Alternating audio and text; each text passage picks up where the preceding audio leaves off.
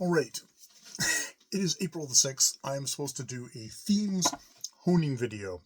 I'm trying to catch up from a month in March where I did zero working on themes and how to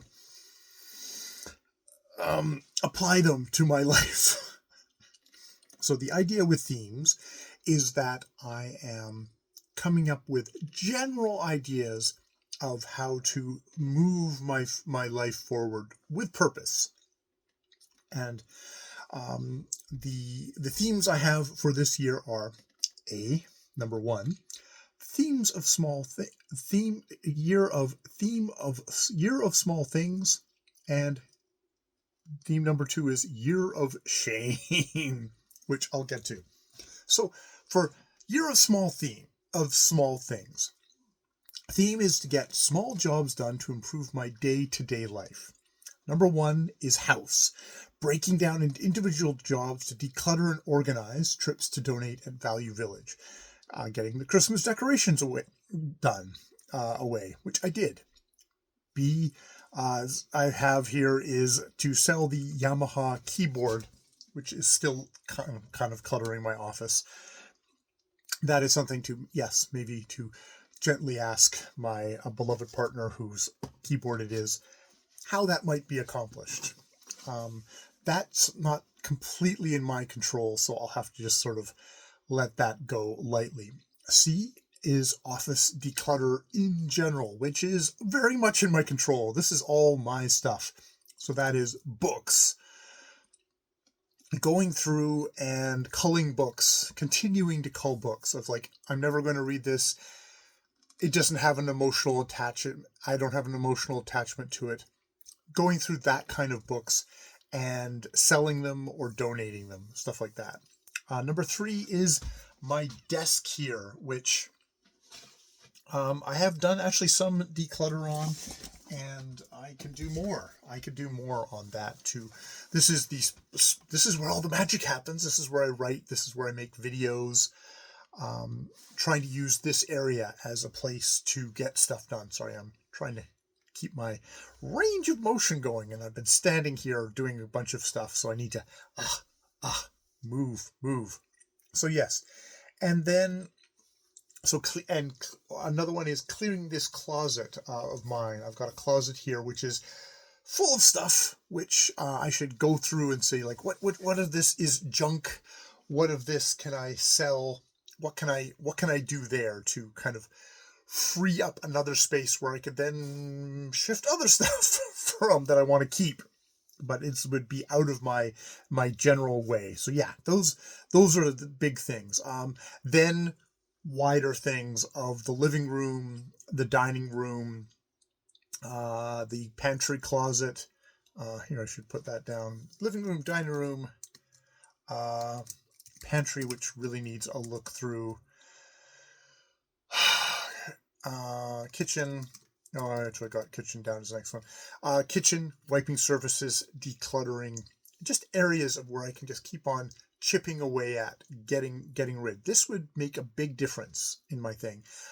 Next one would be the bedroom, which I have a relatively small footprint in, but there's probably stuff there as well. More collaborative would be Ja's office. That's Ja's thing, but trying to incorporate that into with my jobs of assisting her. That's a little bit of a stopping place right now, but over the year, that's something where I can help her getting stuff out. There's a storage downstairs, which definitely has some, at this point, what feels like archaeological parts of our past life that we can move on from and get that done. The next one will be the yard, which is bamboo cut, which I have chopped all the bamboo down. Next on that is going to be kind of doing a prep dig, and then collaborating with Jackie on who we're going to get in to take that out, and obviously co-pay with her to get some burly folk, male or female, in there to remove and cart away that bamboo. And then, bamboo is more just gardening thing, but mowing is more gardening thing. So yeah, that is a lot of just like tiny little things that I can get done little jobs which would add up to a house that is much less cluttered, and that's worthwhile.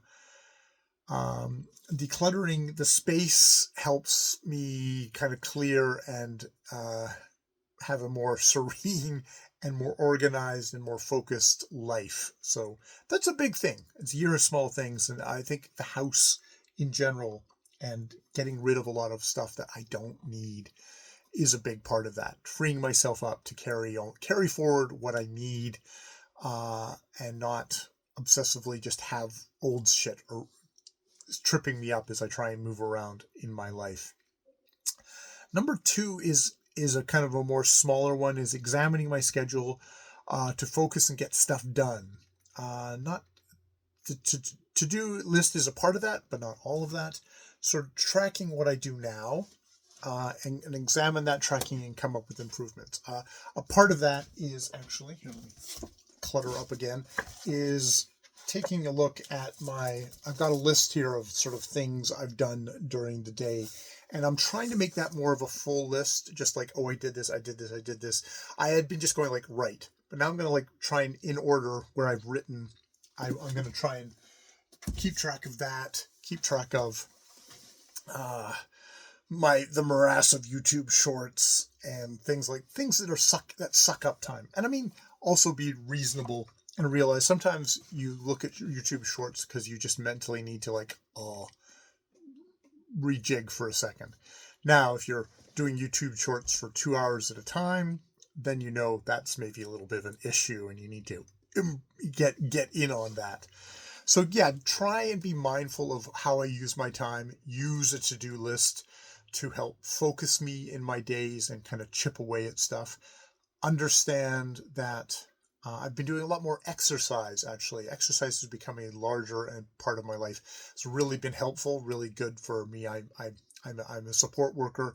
I physically use my body every day, and strengthening and making my body flexible and getting a core strength is really important for the lifetime of my body as a worker, and also just, not being in agony while I'm doing my work. Hopefully being able to do that and being able to support myself that way is really important. So I have to understand that that's kind of almost professional development for me, as well as, hey, let's live a long, healthy life where you're flexible, you're strong, and you're not in pain. That's like quality of life there too. The next thing I have is called the Year of Shame, which isn't like, it's actually the opposite of wanting to feel shame and like I should be ashamed of all the bad things I've done. I'm ashamed of not working hard enough or something like this. No, the Year of Shame is a theme of examining and working on internal struggles that I have going in myself. This is shame, so it's working on examining and bringing to light the shame I carry around myself and how that affects my behavior, both my behavior, both with genre and sexuality. I've had cheating behavior in the past, and that a lot of the shame and compulsiveness that I have around that has been very negative, and has led to me not examining stuff and acting poorly. So one of these things is the idea of writing specifically on shame in a separate notebook, the Diary of a Sex Fiend, which I'm going to try on the weekends. I'm going to try and I think doing it daily was over much, but trying to do it on the weekend, doing an entry each weekend, just sort of reflecting on the week, if there's something happened, or just a theme, or just kind of just give myself a space for that would be a really good idea. Reading about shame and working through issues that come up with the way my compulsive behaviors arise. There's counselor reading material, which I've never gotten to. And also maybe just looking for literature on shame that's kind of coming at it from not a you're bad or kind of Christian morality, but trying to kind of a dispassionate clear look at the idea of shame and what shame is about for me. It's not just a kind of sexual shame.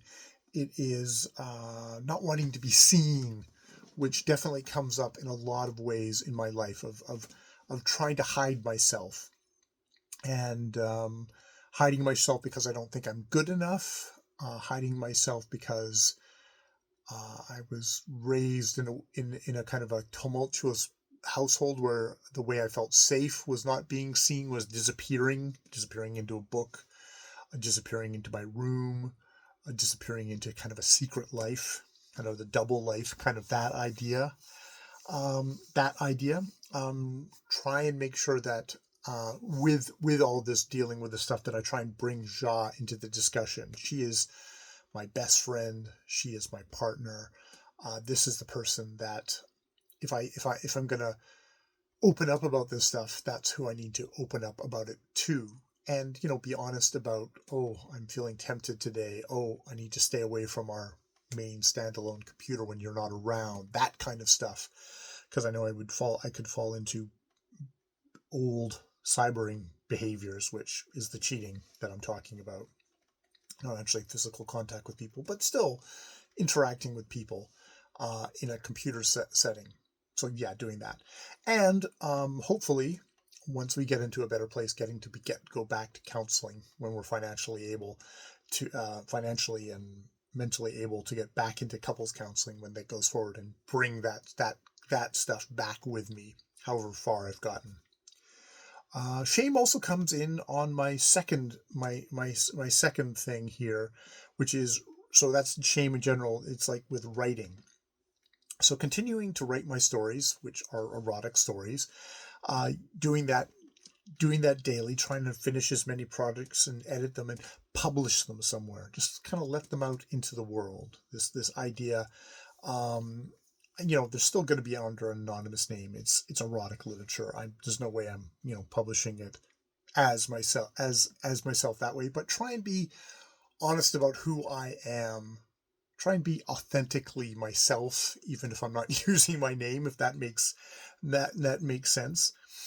At least share with Ja a description of the work and where it is published, and try to be open myself up out and see how that goes. Obviously, this tying in with my shame issues, which it's going to be a challenge. It's going to be a challenge. I've finally gotten one story ready to publish on LE, and it's like, I don't know how I would feel about Ja reading that. It feels very exposed and vulnerable, and I don't want to hurt her in that. I don't know. I will have to think about that continuing go forward. Next thing about shame will be my kind of booktube vocal work, my PR 5147. So examine way forward with my public channel, to come up with some sort of plan of what I will publish on there and what. Trying to relax about sharing videos publicly, and how shame and not wanting to be seen is a comfortable place for me, but not a growing place for me. It's isolating. That's the dysfunctional side of that, being protecting myself, is I protect myself out of existence. And there's very much something about the booktube channel, which I've had for a long time, under various names, that it's like, okay, how do I kind of, I think it's a really good exercise for me where I'm consciously standing in front of people. It's like the 10 people or 5 people or 2 people. It's tiny. It's insignificantly tiny, but it's mentally, it's useful for me. It's useful for me, and even however ridiculously tiny it is. Sometimes I think more people watch my private videos than watch my public videos, which is hilarious. But how I can use that as a growth thing for myself, of being publicly me, talking about stuff I care about in a kind of creative setting. It is creative, even if it's kind of fan-ish creative or something like that, just talking about other people's creative works. It's still it's useful, and it's also a way of getting better at expressing myself, getting better at organizing my ideas. So that's the public side of doing videos. The private side, PR 5147. This is the part that's this is the private part. This is where I just kind of vomit things out for my own uses. And that has been really useful for me. I started it in like May. It was May 2020. So it was very much when I think everyone was under a lot of stress. I think it's March when COVID started and we're under a ton of stress, and it really was really taxing on a lot of people. And I look back on that now, and I don't know if I consciously thought of it at the time, but it's like, I need a release. I need something. I need to do something. And I'm so anxious, and having this space here, this private space here, was so important to me for my own mental health. And it's really, really has been a godsend.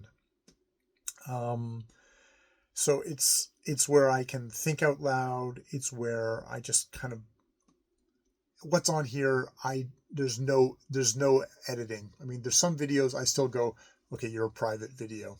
I'm the only one who's going to see it. Even if I still have to upload it to YouTube, but it's like you're privated. So there's probably 30 or 40 or 50 of those videos.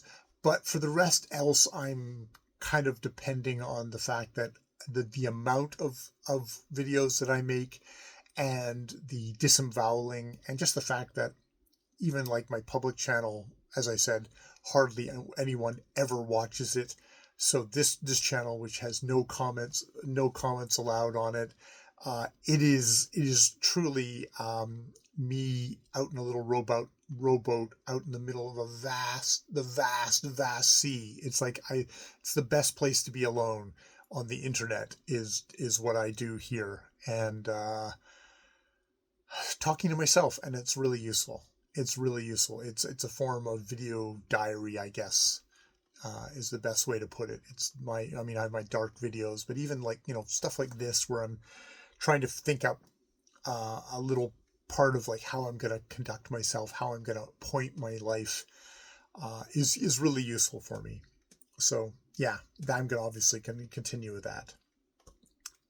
Along with that, that's working on my vocal videos, which is all about expression, all about trying to learn how to present myself on camera, organize my thoughts.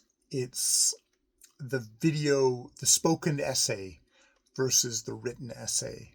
I don't really have much desire to be an essayist on the page, but I really love working stuff out loud on camera. I find this has been strangely very addictive for me. I think I'm someone who just thinks out loud in general. I do a lot of talking to Ja about my stuff, and I still do a lot of talking to Ja about my reactions to stuff, or how I'm feeling, or stuff like that. Maybe less about how I'm feeling. I don't know. I'm obviously I'm kind of an I over intellectualize stuff. Does that make me smart? No, but I do kind of worry about stuff and think about stuff. That doesn't make me necessarily smart. It just means I'm neurotic that way. And so I have a no ums. I finally did another no ums video, which came from a really nasty comment of someone saying like, oh, you say every other word. And it was a nasty comment. It wasn't coming from I'm trying to help you, buddy. It was coming from I want to kick you and probably shut you up. But I really took it as okay, you're an asshole, but I could become a better speaker. And that's not a bad goal to have for somebody who speaks out loud, is how can I become a better speaker, less vocal tics, and that has gotten better, but also how to organize my thoughts, and that I still struggle with. That is not something that comes naturally to me. Part of it, I think, I've had to kind of accept that I am more of an organic, off the top of my head, stream of consciousness guy. I try and bring an outside viewer into that experience, not just be like I'm standing on camera muttering to myself. Hopefully if anyone accidentally watched this video, it would be explicable to them what the fuck I'm doing. Hopefully. And I think there's a good point of thinking, okay, I'm talking to somebody. There's somebody out there that's this imaginary viewer that I'm talking to who understands what I'm saying, and I can bring along with my thought process, because if I can make that understood, it helps me process things better and hopefully come out the other side. So there's that. There's I don't know, I've got shame. Under shame, I've also got physical, which is a lot of my back exercises, my physio kind of stretching. I'm adding stretching to my exercises.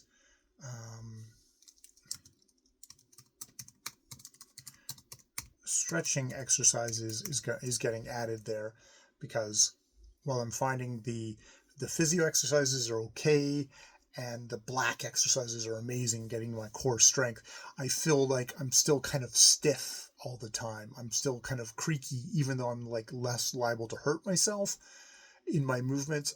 It's like, I think getting range of motion, doing stretches is an important addition to that, to try and to keep on going with like, okay, my body is fully functional. It's not calcifying as I get older, I guess is a way of putting it. I don't think I'm ever going to be a limber 15-year-old or anything. I'm 50, but I'd like to be as limber and as comfortable a 50-year-old, 60-year-old, 70-year-old as I can be, and that's going to take work. Working towards the goal of 200 by the end of the year to decrease my carb intake. That's like carrying that weight around. I don't know if this is also, I'll have to look at this, whether I put this under shame. I don't know if it is or not. Some of this stuff seems like a real add-on. Like, I don't know how this goes in with a thing of shame. It's just like, it's more just like a goal in itself.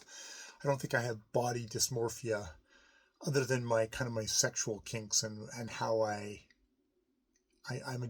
there's a different being that does a lot of my sex for me, which is interesting.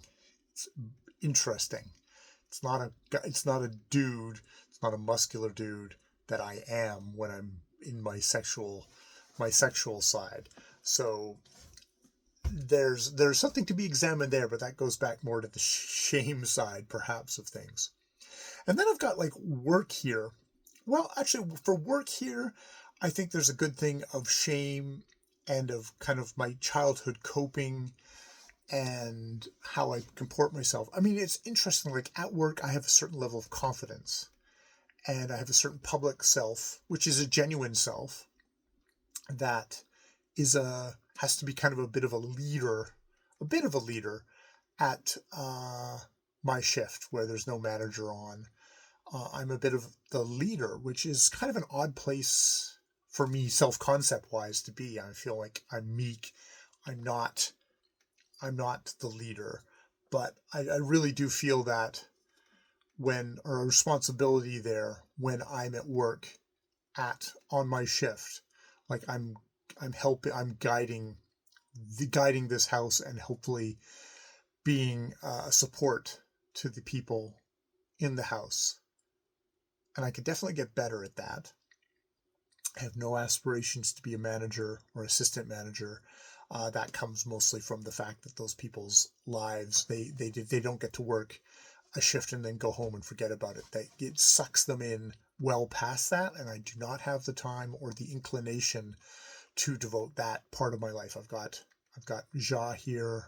I've got all my other stuff that gives me meaning and joy in my life. And while I get some really great meaning and joy in my life at work, I'm comfortable it being like that. And I don't make the slightly more bucks because of that. And that's the trade that I think I have to make, or else I would burn out.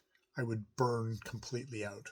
So yeah, that is what I've got down for my 2025 themes. And I think of the things here, like I like a lot of the stuff here. I think the physical feels like it maybe doesn't belong. Or the physical I have, physical is more of just it's more theme of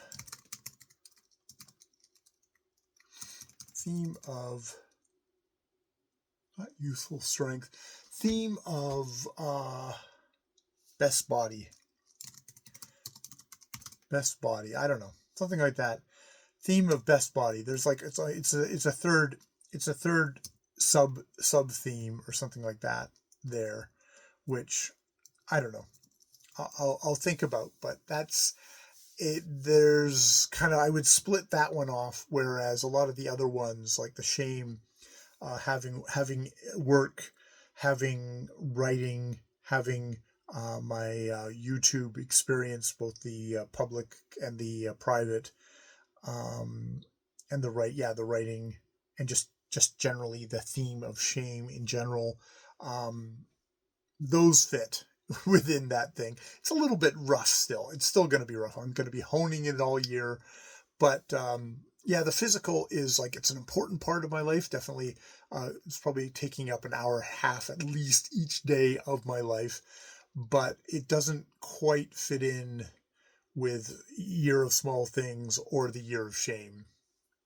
So yeah, that's where I'm at. I feel that the Year of Small Things has kind of dropped a little bit off my radar, and I should think about building that in, of like, okay, I think I've got down like doing an hour session every weekend of like working on my office or something like that. And that's something that I need to incorporate in on a more kind of a good structure there. All right, I'm going to leave it there because I need to go and make dinner, because it's almost 7:30 and we're going to have dinner at 7:30. All right, more videos later.